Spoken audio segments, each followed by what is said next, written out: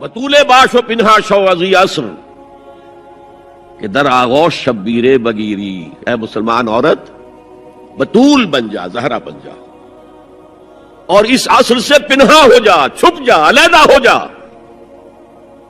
تاکہ تیرے آغوش میں حسین جیسا بچہ پیدا ہو۔ یہ پہلا ہے حجاب، سیگریگیشن آف سیکسز۔ میں نے ضیاء الحق صاحب سے کہا تھا، کیونکہ ان کی شورا میں شمولیت کی میں نے جو ہے دعوت قبول کر لی تھی، مشورہ دینا ہے۔ میں اپنے مسجد کے ممبر سے بھی مشورے بھی دیتا ہوں، تنقیدیں بھی کرتا ہوں۔ جیسے انگریزی کا محاورہ right from the horse's mouth, تو right into the horse's ears کچھ کہا جا سکے تو اچھی بات ہے۔ میں نے ان سے کہا آپ نے پی آئی اے کو ڈرائی کر دیا، شراب بند کر دی، اچھا کام کیا، بہت عمدہ کیا۔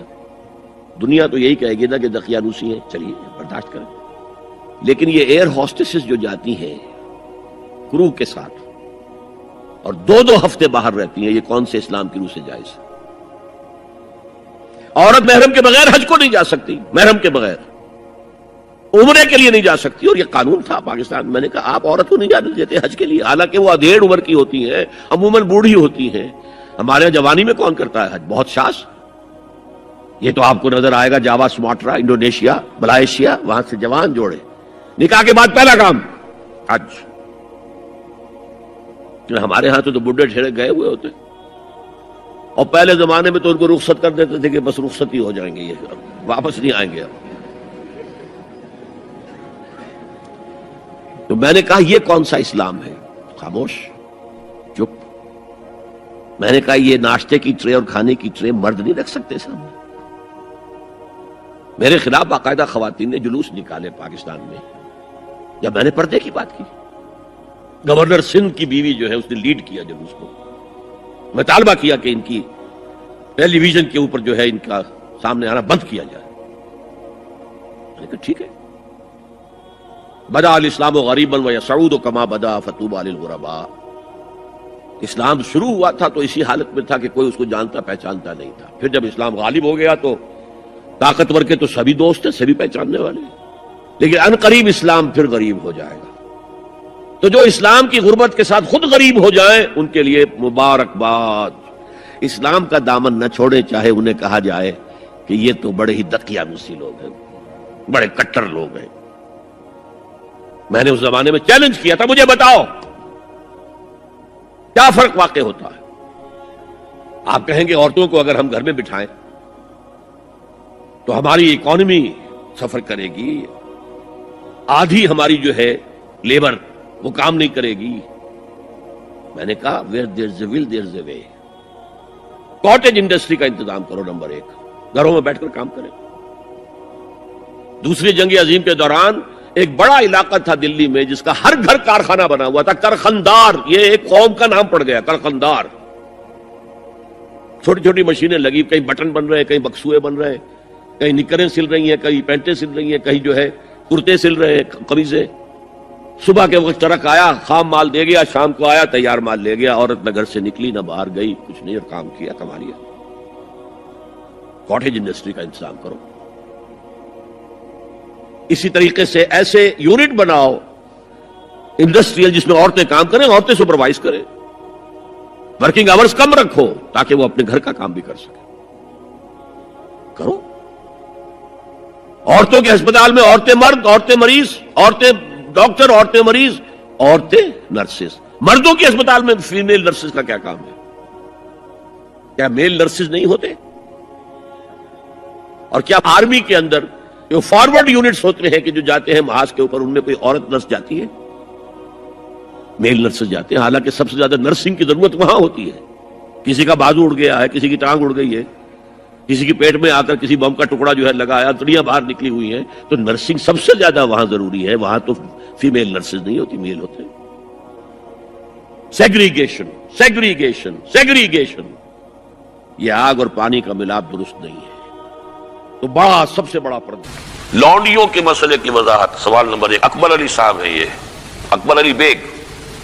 قرآن مجید سورۃ المومنون کی آیت نمبر 5-6 کا ترجمہ یہ ہے، جو اپنی شرمگاہوں کی حفاظت کرتے ہیں بجز اپنی بیویوں کے یا ان عورتوں کے جو ان کے قبضے میں ہیں، یعنی لونڈیا۔ اس میں ان پر کچھ ملامت نہیں. یہاں پر کون سی لونڈیاں مراد ہیں؟ کیا ان کا رواج آج کل ہے کسی لڑکی کو پیسے دے کر خرید کر لونڈی بنانا تو اسلام میں سخت منع ہے؟ از راہ کرم تفصیل سے وضاحت کیجیے.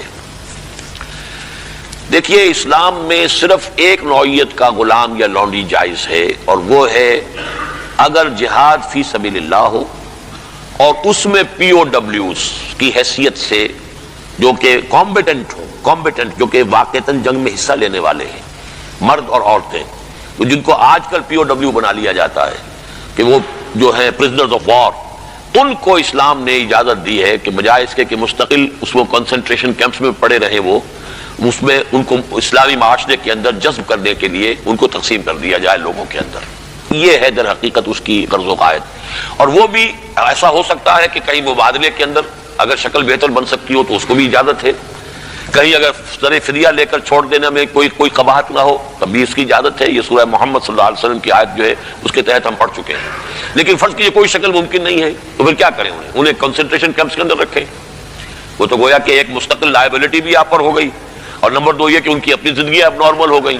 اس کی بجائے ان کو نارمل سوسائٹی میں جذب کرنے کا طریقہ یہ ہے کہ کلاس 2 سٹیزنز کی حیثیت سے وہ مسلمانوں میں اس معاشرے میں دے دیے جائیں.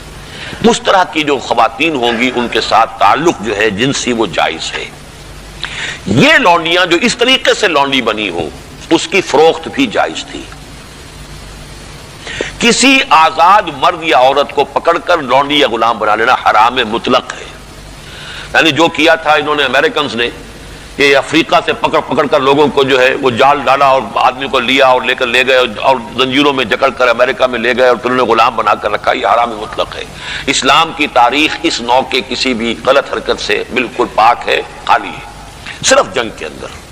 اور اس کا بھی میں نے آپ کو بتا دیا کہ یہ سارے اگر اس میں آپشنز نہیں ہیں تو پھر یہ کہ آپ انہیں غلام بنا سکتے ہیں اور ان کی پھر فروخت بھی ہو سکتی ہے. یہ ہے جو میرے علم میں ہے. باقی کسی کو خامخواہ آپ نے خرید لیا اور کسی کو پکڑ کر کسی آزاد کسی مرد یا عورت کو اور زبردستی لے جا کر کے بھیجا، یہ تو بالکل حرام مطلق ہے، بہت بڑا جرم ہے. یہ ضمنی سوال ایک صاحب نے کر دیا ہے کہ نکاح ان لونڈیوں سے بھی کرنا ہوگا. نہیں، نکاح لازمی نہیں ہے لونڈیوں کے ساتھ. نکاح تو کر لیا تو پھر تو زوجہ ہو گئی، وہ علیحدہ کیٹیگری کہاں رہی. لیکن ترغیب دی گئی ہے کہ اگر آپ کسی لونڈی کو آپ کی وہ لونڈی تھی، وہ تھی پی او ڈبلیو کے طریقے سے آئی تھی، کنیز تھی، آپ نے اسے آزاد کیا، اس سے نکاح کر لیا، بہت بڑا نیکی کا کام ہے. تو ایمینسیپیشن جو تھی غلاموں کی اور کنیزوں کی آزادی کے لیے راستہ اللہ تعالیٰ نے یہ پیدا کیا کہ بہت سے گناہ ایسے ہیں کہ جن کا کفارہ یہ رکھ دیا گیا غلام آزاد کرو، غلام آزاد کرو. اور کسی طریقے سے اس کو بہت بڑا نیکی کا کام قرار دیا گیا. فک و رقبۃ، گردنوں کا چھڑا دینا، آزاد کر دینا، یہ بہت بڑی نیکی ہے.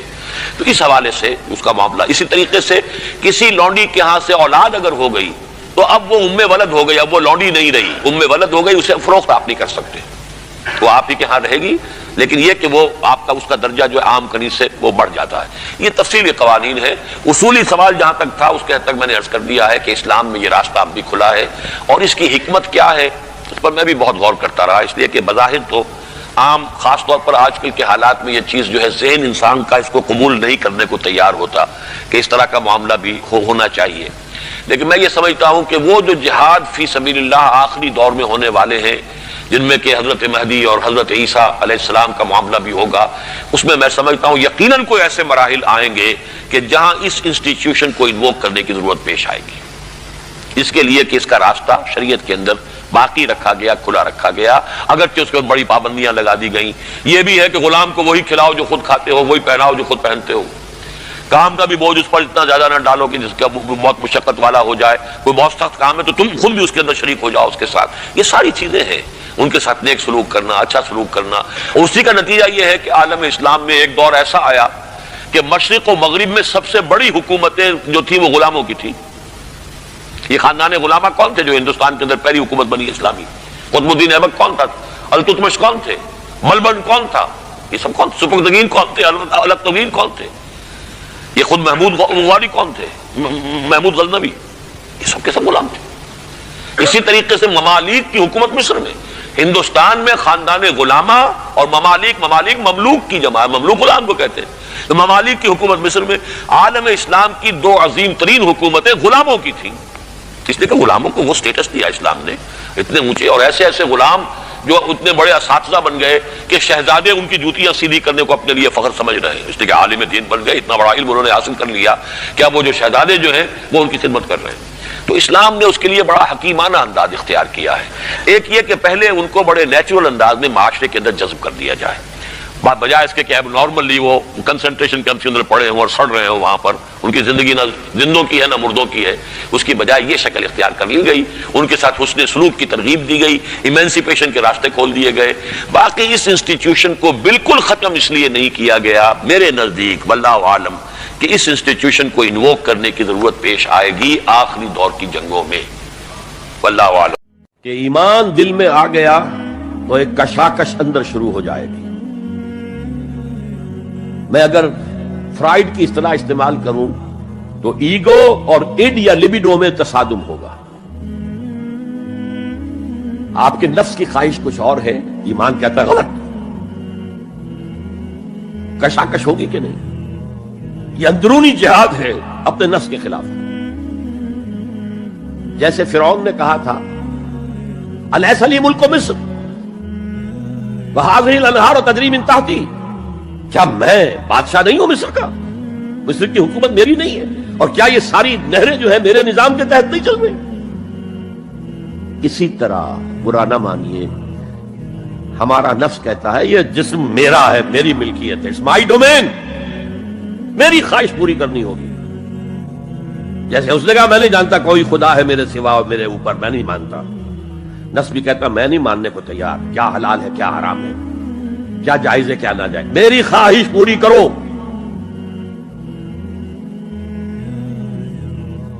اس کے خلاف جہاد، یہ پہلی منزل کا جہاد ہے۔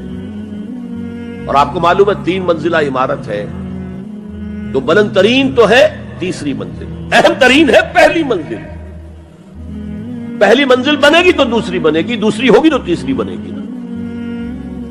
پہلی منزل یہ ہے اور اہم ترین یہ ہے۔ اسی لیے مولانا روم نے کہا نفس ماں ہم کم ترس فرعون نیست، میرا نفس بھی فرعون سے کم نہیں ہے، لیکن ایراعون نیست، اس کے پاس لاؤ لشکر تھا، اس نے زبان سے بھی کہہ دیا تھا انا ربکم الاعلی، میں ہوں خدا۔ میرا نفس بیچارہ اس کے پاس کوئی لاؤ لشکر نہیں، زبان سے تو یہ کچھ نہیں کہتا، اندر یہی کہتا میں بادشاہ ہوں اس وجود کا، میری مرضی پوری۔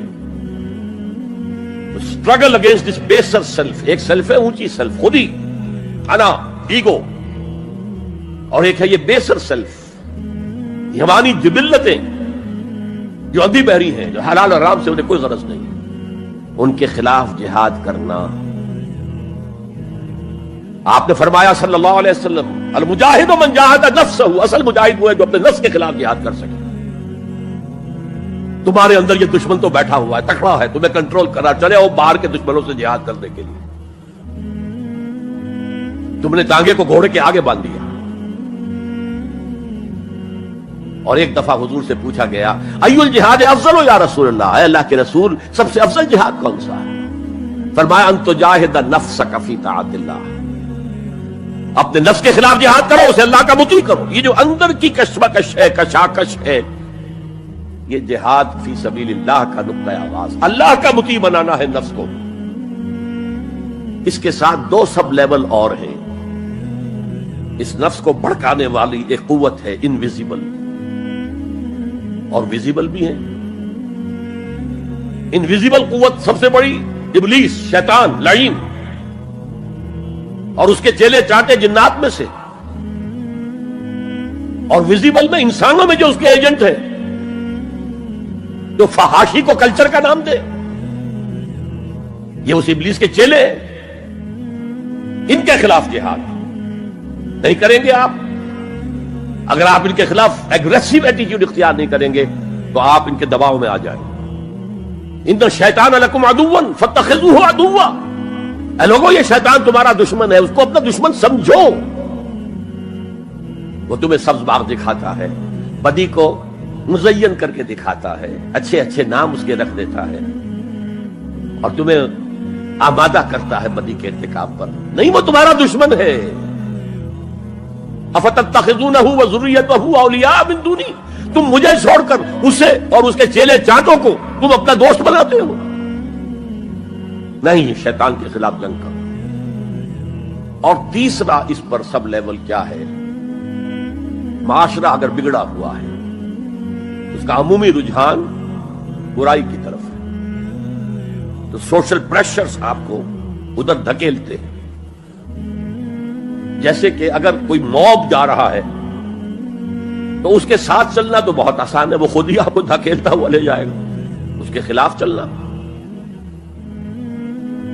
بہت مشکل کام. ہو سکتا ہے آپ بڑی زور لگا کے 4 قدم آگے بڑھیں، پھر کو ریلا آئے 10 قدم پیچھے لے جائے. تب 2 ہی راستے ہیں، زمانہ بات و سازت.